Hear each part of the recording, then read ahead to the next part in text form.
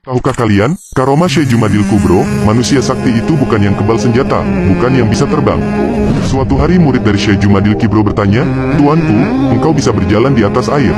Murid-muridnya berkata dengan kekaguman kepada Syekh Jumadil Kubro, "Itu bukan apa-apa, sepotong kayu juga bisa." Syekh Jumadil Kubro menjawab pertanyaan muridnya. "Murid, tetapi engkau juga bisa terbang ke angkasa." Syekh Jumadil Kubro, "Demikian juga burung-burung itu bisa." "Murid, engkau juga bisa bepergian ke Ka'bah dalam sedetik." Syekh Jumadil Kubro, "Setiap jin yang kuat pun akan mampu pergi dari India ke Demafat dalam sedetik." "Murid, engkau juga kebal senjata dan kebal api." Syekh Jumadil Kubro, "Batu karang di pantai pun bisa kebal seperti itu. Kalau begitu, apa kehebatan seorang manusia sakti yang sebenarnya?" Murid-muridnya ingin tahu. Syekh Jumadil Kubro tersenyum lalu beliau menjawab, "Manusia sakti ialah mereka yang bisa menjaga hatinya agar tidak berpaling kepada sesuatu pun selain Allah. Hatinya selalu zikrullah dalam keadaan apapun, sehingga bisa bersabar ketika diuji dan bisa bersyukur ketika diberi rezeki.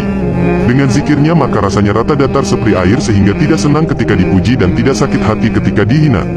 Dengan zikrullah maka ia bisa terbang hijrah dari kegelapan perbuatan dosa ke jalan ketakwaan penuh cahaya, dan kebal dari segala godaan setan. Maka istiqomah lebih hebat dari 1000 karomah."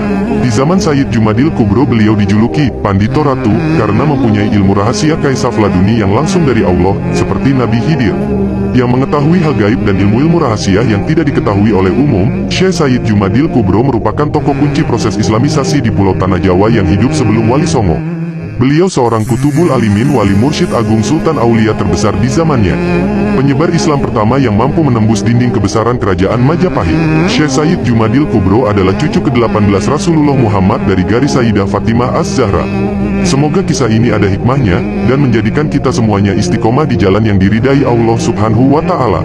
Edo Pilpai Channel.